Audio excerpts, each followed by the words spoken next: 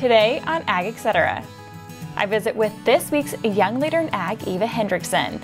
I learn about Eva's background and how she came to be Miss Angus and how her reign as such got transformed due to COVID-19. Then the Kansas Water Office brings you videos highlighting water technology farm producers. This week's featured producer is Frank Mercurio with Syracuse Dairy. Finally, with most grocery store meat counters empty due to COVID, people are curious about the farm-to-table approach.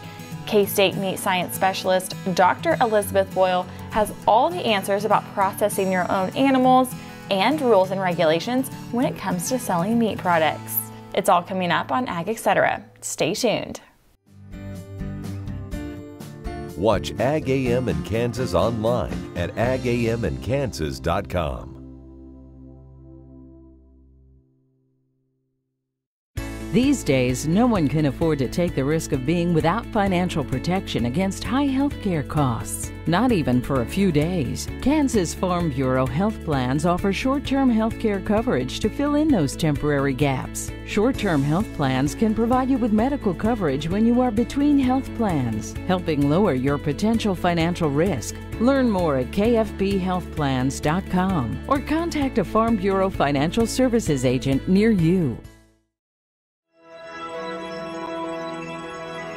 Highways 40, 83, and I-70 come together right here in Oakley.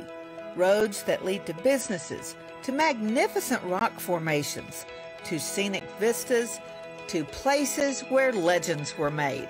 Roads that lead us home.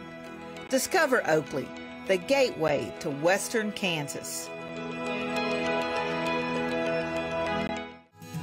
This segment brought to you by Farm Credit Associations of Kansas, lending support to rural America, and by American Ag Service, your DuPont Pioneer dealer.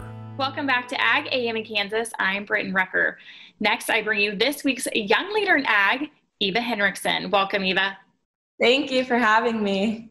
Eva, give us a little insight to your ag background. So I grew up in Westmoreland, Kansas on a registered Angus ranch. I have one older brother, and both of us have been really involved in ag and raising and showing cattle. I mean, ever since we could walk, we were brought into this agricultural industry.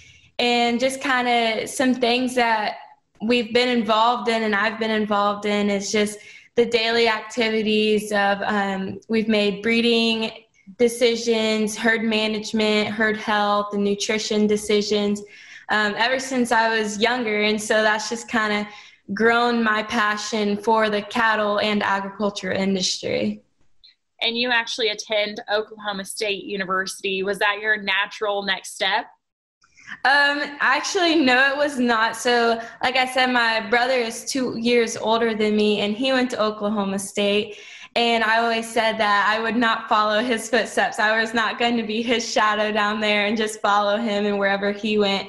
But that's what I ended up doing is I went down there and visited the school and toured the College of Ag and talked to some professors down there. And I just felt like they were going to help me be as successful as I could be. And that's what I was really looking for. Yeah, absolutely. And Eva, you are currently Miss Angus. Why did you decide to pursue that opportunity? So growing up showing Angus cattle, I've always looked up to the Miss American Angus. And actually, when I was in 5th grade, I dressed up as Miss American Angus for Halloween. And so I guess it's always been just one of my biggest goals and one of my biggest dreams to achieve that. And so just kind of the process with that is the first step, it's based on a scholarship program too.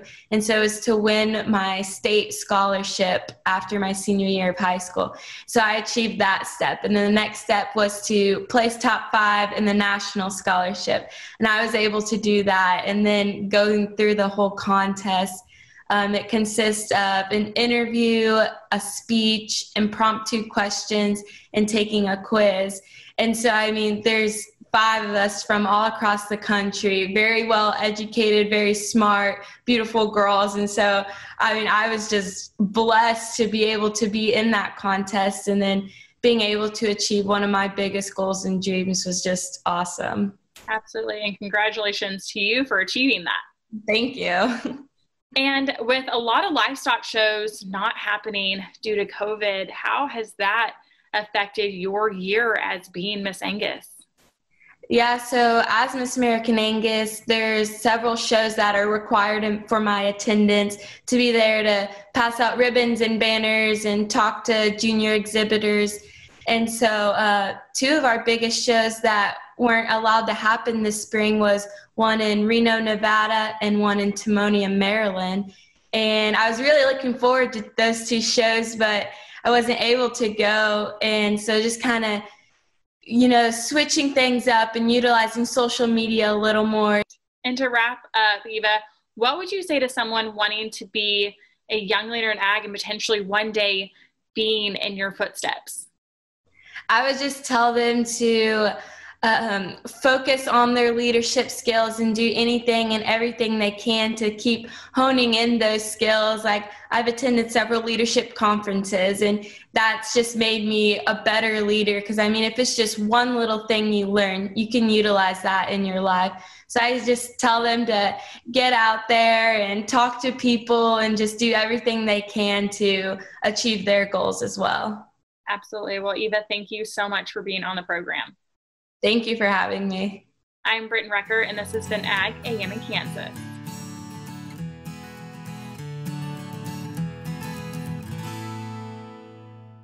At Farm Credit, we partner with America's farmers who work hard each and every day to grow the food that we all enjoy. It's not an easy task, but it's an important one. Farm Credit is proud to work with farmers and ranchers, lending support in rural America.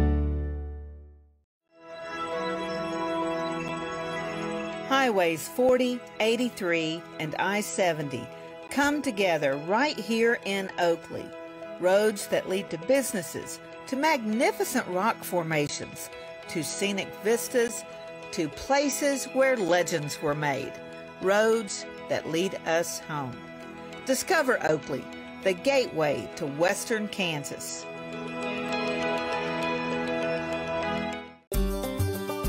Welcome to the Western Kansas Wildlife Travel Center, right here in my hometown of Oakley, Kansas. We're the front door of Western Kansas, located on 3 main highways, I-70, US 83, and US 40.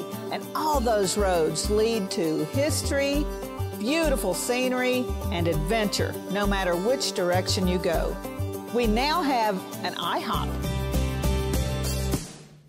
That brand that you've trusted up and down the road in all your travels is staffed with local folks, real people, just like you and me, and we're waiting on you to join us. So for fun, adventure, fuel up, fuel your body, and let's have some fun.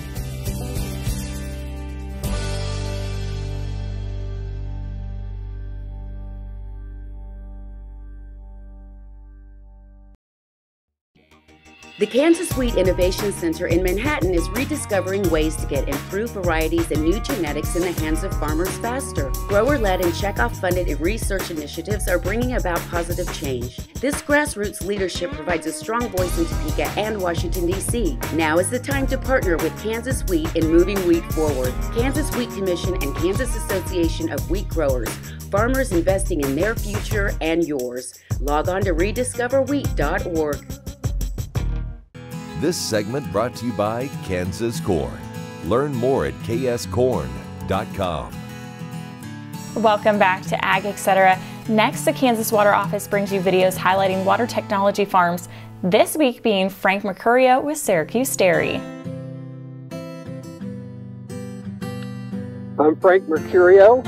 I'm with Syracuse Dairy, and we're here today at Westside Dairies. It's in western part of Stanton County. Operates 5 dairies in Kansas and 1 just barely into Colorado. And we also lease a small feed yard. We milk approximately 30,000 cows a day. Our staff consists of about 250 dairy employees and 80 to 100 farm employees. Our operation accounts for a lot of jobs and a lot of economic development here in southwest Kansas. Water is just absolutely vital for our dairy and our farming operation. Demands of water for our cattle and for the sanitation that goes along with the dairy, and also for feed production are pretty substantial, and it's in our best interest to not only maintain our facility and keep it in operation, but also the jobs that go with it, the other benefits it brings the county. It's just essential that we watch out for our water resources and extend the life of this dairy. Our Westside Dairy was one of the original that entered into a water conservation area agreement. Being involved in the WCA program and having one ourselves, it just seemed like it would be a natural fit to look into becoming a water technology farm.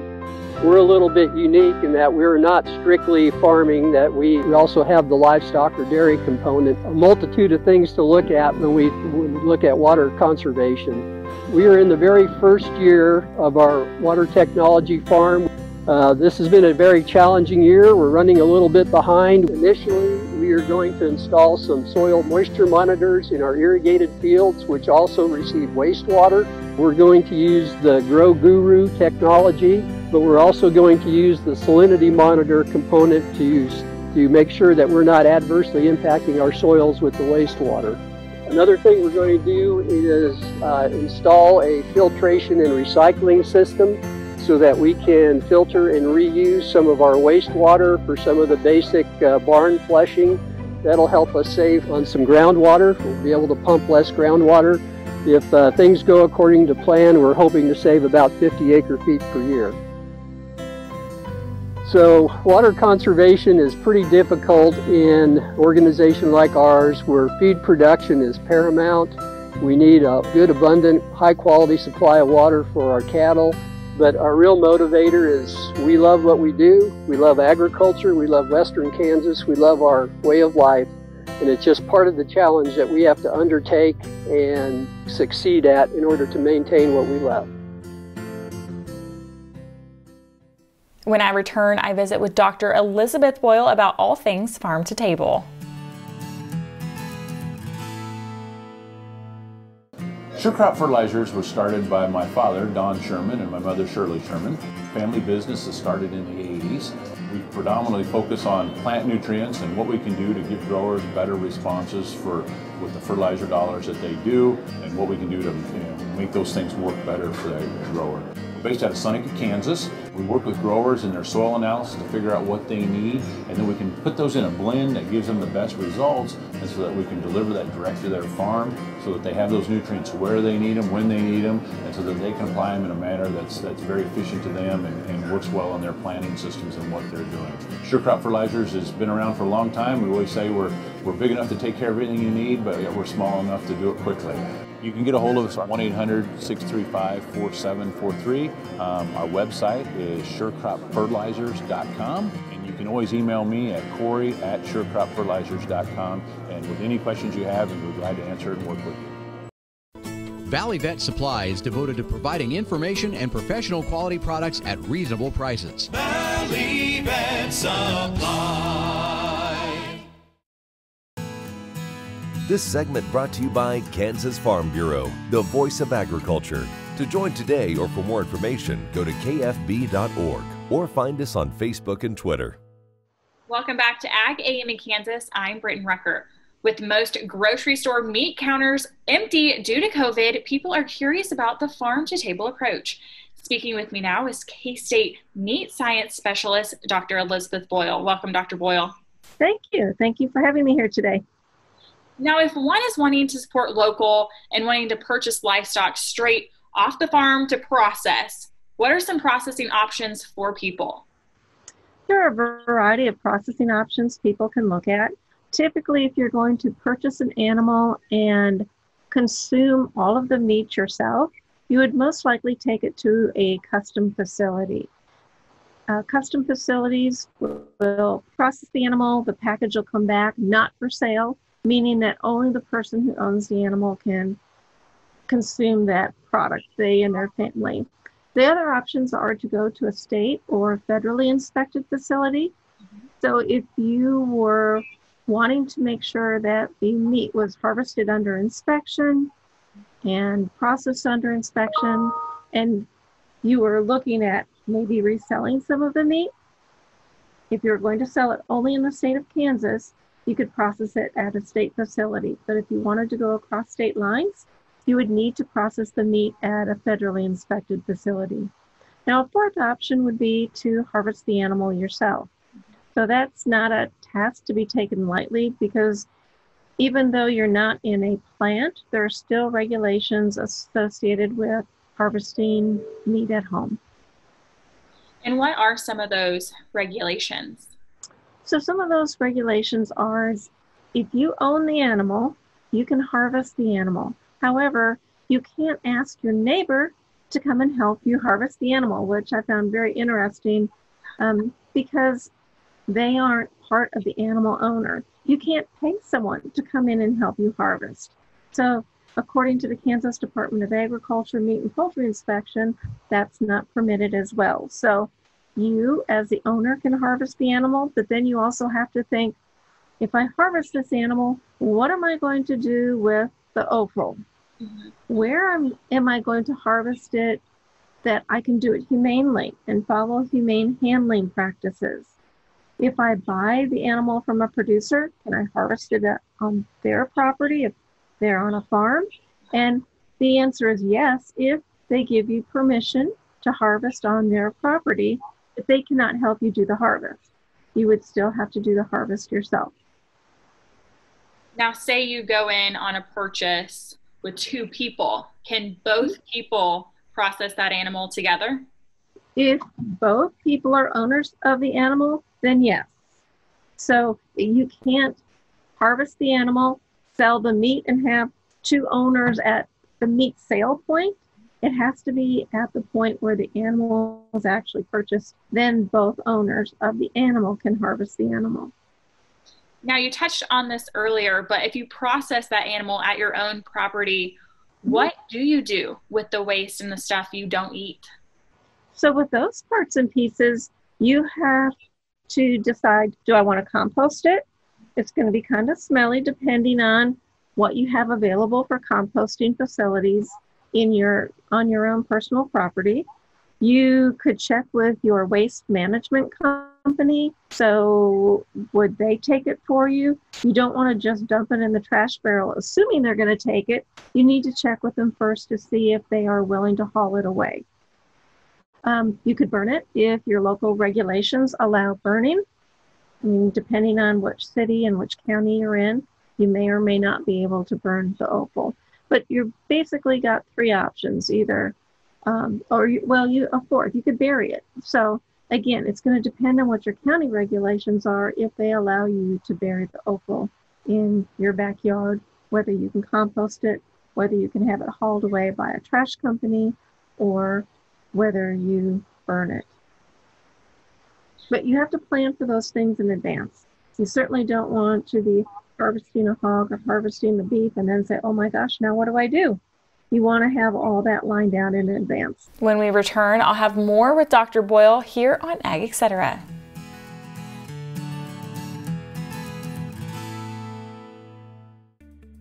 No one plans to get sick or injured, but when life happens, it's important you and your family are protected. Kansas Farm Bureau health plans are there to provide continued health care coverage to meet your needs. Choose from a broad range of individual and family plans. And if you're over 65, we have options for you too. Learn more at kfbhealthplans.com or contact a Farm Bureau Financial Services agent near you. I'm Bob Swartz, and I've devoted the last 43 years to helping Kansans reach their retirement goals and to protect the family farm. At Bob Swartz Financial, we believe everyone should be able to live the retirement they've always dreamed of. Our team of professionals can help you create an efficient strategy using a variety of investment vehicles to help you address your financial needs and your concerns. Bob Swartz Financial values commitment and transparency. Valley Vet Supply is devoted to providing information and professional quality products at reasonable prices.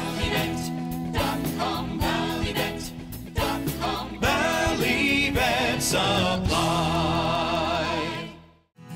This segment brought to you by Sure Crop, liquid crop nutrition delivered right to your farm. Welcome back to Ag Etc. I'm returning with Dr. Boyle discussing processing your own livestock. for people that are wanting to sell their processed meat, it's really trendy on Facebook that people post, I have processed an animal and I want to sell the meat now. What would be the next step and process of doing so? So to do that, first they have to make sure if they want to sell that meat that it was harvested at a state or federal facility. If you harvest that meat at home, you cannot sell it anywhere. If you have it harvested at a custom facility, you cannot sell that meat. So it would make the assumption that the animal was harvested at a state or federally inspected facility. So then you would need to get in contact with the Kansas Department of Agriculture, Meat and Poultry Inspection. They do have some licensing requirements, registration requirements in terms of being able to sell meat within the state of Kansas or from the state of Kansas across state lines. Absolutely. And kind of going back to the basics, but people that are completely unfamiliar with animal processing, there is a difference between live weight and hanging weight. Can you address how to find the dressing percentage of the animal that you're going to harvest? Sure. So depending on the species you're going to harvest, whether it's going to be pork or beef, there's something called dressing percent. So when we have a live animal, we're taking into account the weight of the hide, of the hooves, of the intestinal tract, of the head, and all those parts and pieces are going to be removed once we harvest the animal, and now we've got a hanging carcass. So you may have 65% of the weight left or 75% of the weight left, but you're going to assume that you're losing at least 30 to 40% of that live animal weight as waste that is not going to be coming out as meat. And then you also have to take into account the bones. So we're going to lose that weight as well when the meat is harvested. So there's a lot of good publications that are available through University Extension. So at KSU Extension, one of my colleagues, Travis O'Quinn, had written a publication that outlines the yield from, for example, a beef carcass and what you can expect. When we return, I'll have more with Dr. Boyle here on Ag Etc.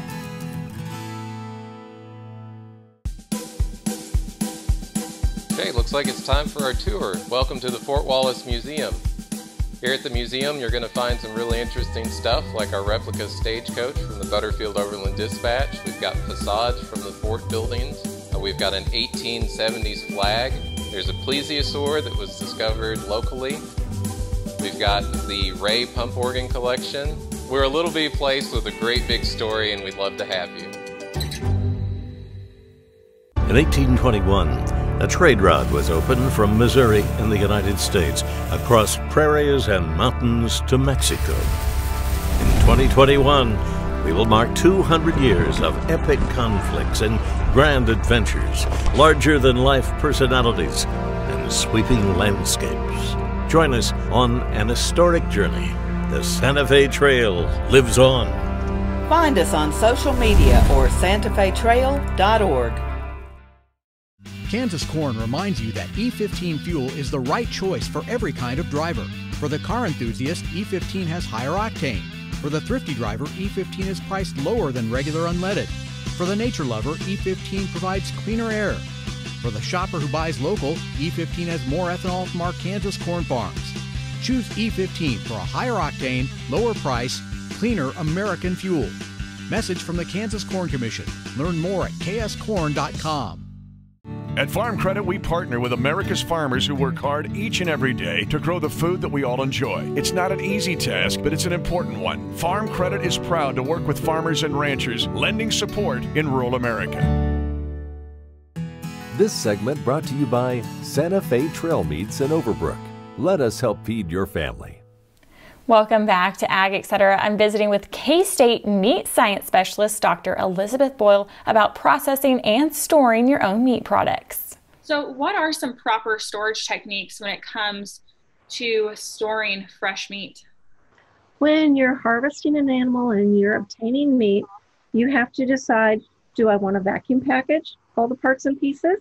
Vacuum packaging is going to remove oxygen. It's going to, depending on your package permeability characteristics, typically you should get a longer shelf life frozen because you're going to have less air movement, less water movement through that packaging. But you could also opt to use a butcher wrap.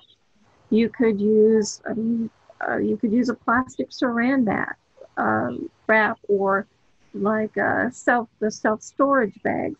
But the important thing is to remove as much oxygen as you can, because oxygen promotes what we call lipid oxidation, which makes fats go rancid faster.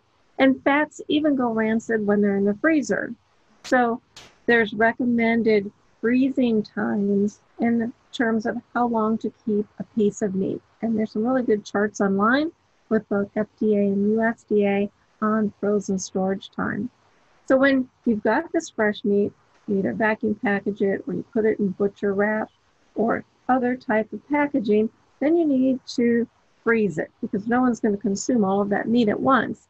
And when you freeze it, you have to take into account, how am I going to put all of this meat into my freezer and have it freeze as rapidly as possible? So if you have a shelf freezer, the type of freezer that has a refrigerator door with shelves in it, you could layer the meat on those shelves, and then you get cold air movement above and below the meat product so that it freezes more rapidly. But if you have a chest freezer and you start piling all of that meat in, there's not enough air movement and cooling air getting to the center of that pile of meat that it's not going to freeze well, and you could actually have spoilage in the middle of that pile because of the length of time for that to cool down. So it's really important to space your product out so that you get rapid freezing. The colder the product is, the faster you can freeze it, the better, because that will give you a better shelf life. What happens when we freeze slowly is we get large ice crystals. And those large ice crystals then, when the product thaws, have puncture cell membranes, which causes a lot of purge to happen with the package. You're going to get some purge anyhow, but you'll get more purge if the package froze slowly than if the package freezes really rapidly. If you had questions about meat processing, or producers had questions about meat processing, where would you send them? All right, so I get a lot of those calls actually at my office, but another good place to reach out to is the Kansas Department of Agriculture Meat and Poultry Inspection Division. Make sure you're talking to the meat and poultry inspection folks, because they're the ones who have the best understanding of the meats regulations in the state of Kansas. So even though you might get directed to marketing or to some other group, specifically request meat and poultry inspection. Well, Dr. Boyle, thanks for being on the program. You're welcome. Thanks for watching Ag Etc. As always, I'm Britton Rucker, and I'll see you next week here on Ag AM in Kansas.